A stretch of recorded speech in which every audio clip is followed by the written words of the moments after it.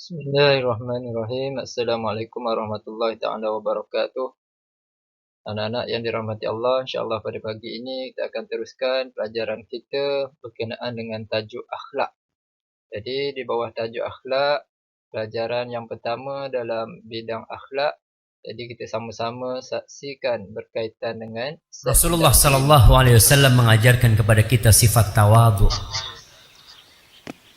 Hasan al-Basri pernah mengatakan, kau kalau ingin belajar tawadhu, kau keluar rumah. Ketika engkau melihat orang yang lebih tua dari engkau, katakan pada dirimu. Ini Hasan al-Basri mengatakan, katakan kepada dirimu, nih orang tua, dia beribadah kepada Allah sebelum aku beribadah. Artinya dia lebih baik dari aku. Ketika kau melihat anak muda yang di bawahmu, maka katakan, ya Allah, dia lebih baik dari aku, karena aku berbuat maksiat dahulu sebelum dia berbuat maksiat. Maka insya Allah kita akan menjaga diri kita. Dan ingat, sifat sombong ini siapa yang memilikinya? Iblis. Dia mengatakan, ana khairun minhu. Fir'aun, ana. Kemudian Qarun mengatakan, ana. Jangan.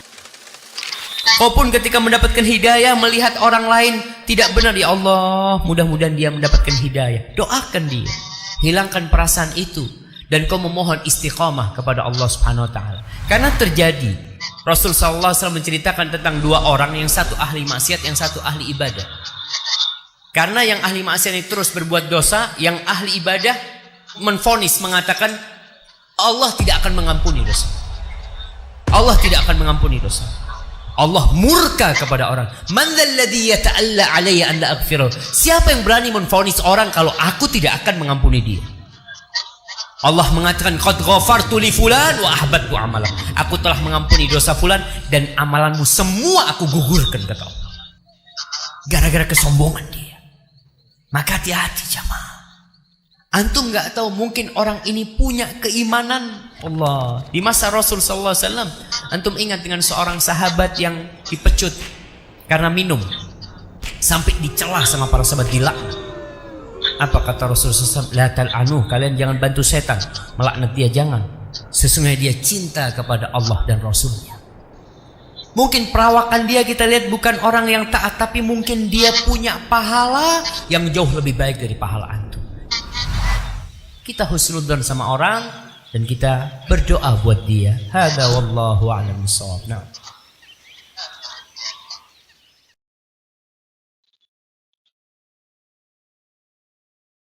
Oke, baiklah anak-anak, tajuk kita pada hari ini ialah berkaitan dengan bidang akhlak, tawaduk menzahirkan kesucian jiwa.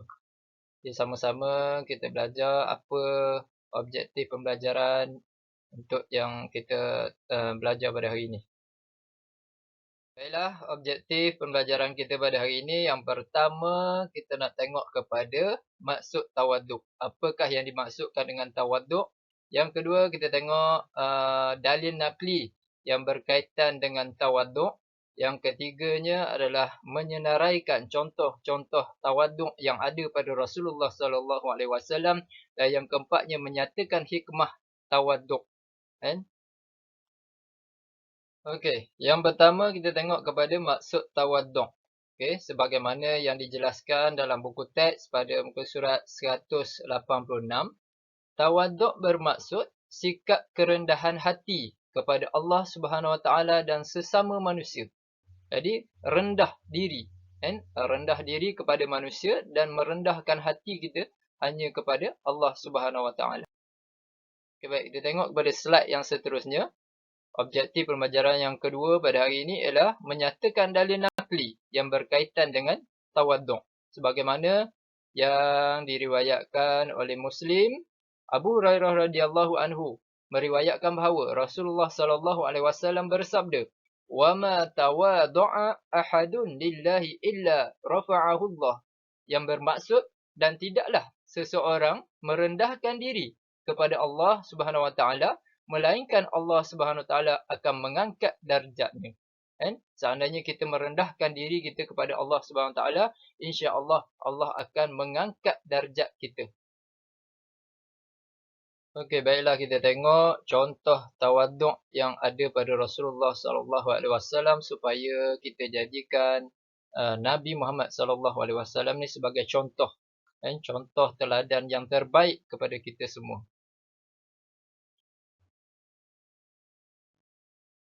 Okey, kita tengok. Di dalam perbincangan kita pada hari ini, tawaduk yang diamalkan oleh Rasulullah sallallahu alaihi wasallam ni terbahagi kepada 3. Iaitu tawaduk Rasulullah sallallahu alaihi wasallam dalam pergaulan. Yang keduanya, tawaduk Rasulullah sallallahu alaihi wasallam dalam kehidupan rumah tangganya. Dan yang ketiganya, tawaduk Rasulullah sallallahu alaihi wasallam dalam makan dan minum. Okey, kita tengok. Yang pertama berkaitan dengan tawaduk Rasulullah dalam pergaulannya. Okey, Rasulullah dengan kanak-kanak tidak sombong dengan kedudukannya walaupun mempunyai kedudukan yang tinggi. Nabi Muhammad sallallahu alaihi wasallam dengan anak-anak ataupun dengan anak-anak kecil ataupun kanak-kanak ni dia tak sombong. Dia tak meninggikan diri. Bahkan dia kata kat sini baginda menghormati dan menyayangi kanak-kanak. Jadi menunjukkan kepada kita bahawa Rasulullah sallallahu alaihi wasallam menyantuni. Rasulullah sallallahu alaihi wasallam menyantuni kanak-kanak. Dia menghormati, menyayangi kanak-kanak dan malah dia bersikap lemah lembut dan mengasihi mereka. Okey, kalau kita sebagai orang dewasa ataupun kita sebagai orang yang lebih berumur daripada kanak-kanak, agak-agak kita layan tak anak-anak tersebut. Agak-agak kita ni mengasihi tak anak-anak tersebut. Tapi berbeza dengan Rasulullah sallallahu alaihi wasallam, dia merendahkan dirinya dengan anak-anak. Jadi dalam pergaulan dengan kanak-kanak pun dia menunjukkan contoh yang terbaik. Okey. Kat sini dia kata bersikap lemah lembut dan mengasihi mereka. Yakni kanak-kanak tadi itulah. Bagaimana yang diriwayatkan oleh Anas bin Malik, dia berkata baginda selalu menyantuni dan mendahulukan salam ketika bertemu dan membelai rambut mereka. Jadi Nabi ni apabila dia bertemu dengan kanak-kanak, dia memberi salam. Kalau kita sepatutnya orang kata, kenapa aku pula yang kena beri salam? Sedangkan dia kecil. Dia kena hormat aku. Tetapi sebaliknya berlaku pada Rasulullah sallallahu alaihi wasallam, dia yang mendahulukan memberi salam tersebut kepada anak-anak kecil tadi. Okey, baik. Kita tengok kepada tawaduk dalam kehidupan rumah tangga yang diamalkan oleh Rasulullah sallallahu alaihi wasallam. Di mana di sini menyebutkan bahawa Rasulullah sentiasa membantu isteri, melayani keluarga dan menguruskan rumah tangganya. Okey, dia layan isteri dia dengan baik, dia bantu keluarga dia. Jadi menunjukkan bahawa sikap rendah diri yang ada pada Rasulullah itu, walaupun dia ni tinggi darjatnya, walaupun dia seorang suami, tetapi dia melayani keluarganya, melayani isterinya dengan cara yang baik. Bagaimana yang dikatakan oleh Urwah bin Zubair, dia kata seseorang bertanya kepada Sayyidatina Aisyah, yakni isteri Nabi, adakah Rasulullah ni bekerja di dalam rumah? Manakala Sayyidatina Aisyah menjawab, baginda menampal selipar, menjahit pakaian dan melaksanakan tanggungjawab dalam rumah tangga seperti orang lain. Jadi menunjukkan kepada kita, bukan kata kita ni suami, bukan kata kita ni ketua dalam rumah tangga, kita suruh orang lain buat kerja. Sedangkan Sayyidatina Aisyah pun kata, Sayyidatina Aisyah kata, Nabi pun buat kerja dalam rumah. Apa yang Nabi buat? Tampal selipar dia, jahit pakaian dia dan melaksanakan tanggungjawab dia dalam rumah tangga sebagaimana orang lain buat. Bukan kata dia ni Nabi, tak boleh buat apa-apa. Dia sama juga dengan orang yang lain. Jadi kita kena ikutlah contoh yang terbaik yang ditunjukkan oleh idola kita, yakni Nabi Muhammad sallallahu alaihi wasallam. Baik, yang ketiganya adalah tawaduk dalam makan dan minum. Sebagaimana Rasulullah sallallahu alaihi wasallam menunjukkan kepada kita bahawasanya dia memberi contoh yang baik ketika makan dan minum. Yang disebutkan dalam ini, dia kata Rasulullah tidak pernah mencela makanan yang disediakan. Tak pernah dia nak cela makanan yang orang sediakan ataupun disediakan oleh sesiapa. Jika baginda menyukai makanan tersebut, baginda akan memakannya. Kalau Nabi suka, Nabi akan makan. Sebaliknya, seandainya dia tidak suka, maka dia akan tinggalkan makanan tersebut. Maknanya di sini, dia tak menunjukkan bahawa protes, sebagai tanda protes, tak makan, mencemuh makanan tersebut, tak. Ini yang ditunjukkan oleh Nabi Muhammad SAW. Baginda tidak menzahirkan perasaannya, bahkan dia lebih berdiam diri. Maknanya dia tak zahirkan perasaan dia. Tak suka, tak sedap ke apa ke, dia tak menzahirkan perasaan dia. Bahkan dia lebih suka berdiam diri. Okey, baiklah, kita tengok pada slide yang terakhir pada hari ini, iaitu berkenaan dengan hikmah tawaduk. Okey. Yang pertama, kita tengok apabila seseorang itu adanya sifat tawaduk dalam diri, maka dia boleh membentuk seorang insan yang bertakwa di sisi Allah Subhanahu Wa Taala.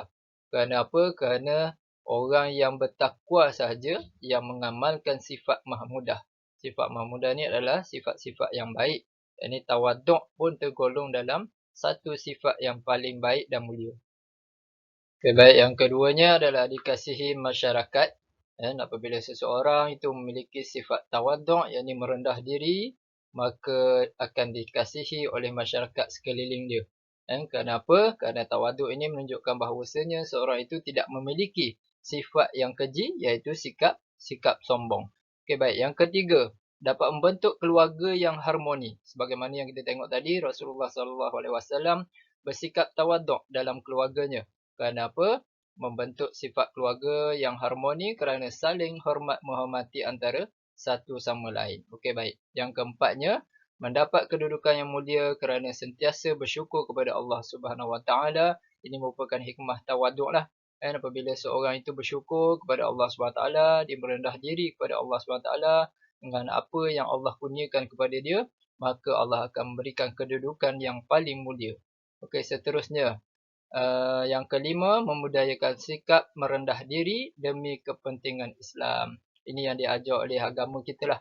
Agama Islam mengajar kepada semua umat Islam agar bersikap rendah diri demi menjaga kepentingan agama dan kepentingan Islam khususnya. Ada sedikit latihan pengukuhan untuk dijawab oleh anak-anak. Jawab dalam buku yang kita dah buat latihan pada minggu lepas. Tak banyak anak-anak, ada 4 saja soalan. Yang pertama, apakah maksud tawaduk? Okey, kemudian nyatakan dalil nakli, tuntutan mengamalkan sifat tawaduk seperti yang terdapat dalam slide tadi. Kemudian jelaskan 2 contoh sifat tawaduk yang boleh kita teladani. Kalau ikut tadi kita belajar ada 3. Tawaduk ketika makan dan minum, tawaduk dalam keluarga, boleh dijadikan sebagai jawapan. Dan yang keempatnya, terangkan 2 hikmah bersifat tawaduk dalam kehidupan. Tak banyak, ada 4 saja. Jadi insyaAllah kita akan berhenti PDPR kita sampai sini saja. Dan latihan-latihan ini tolong hantar pada Ustaz dan boleh PM lah pada Ustaz. Sekian saja daripada Ustaz. Wabillahi taufiq wal hidayah. Assalamualaikum warahmatullahi taala wabarakatuh.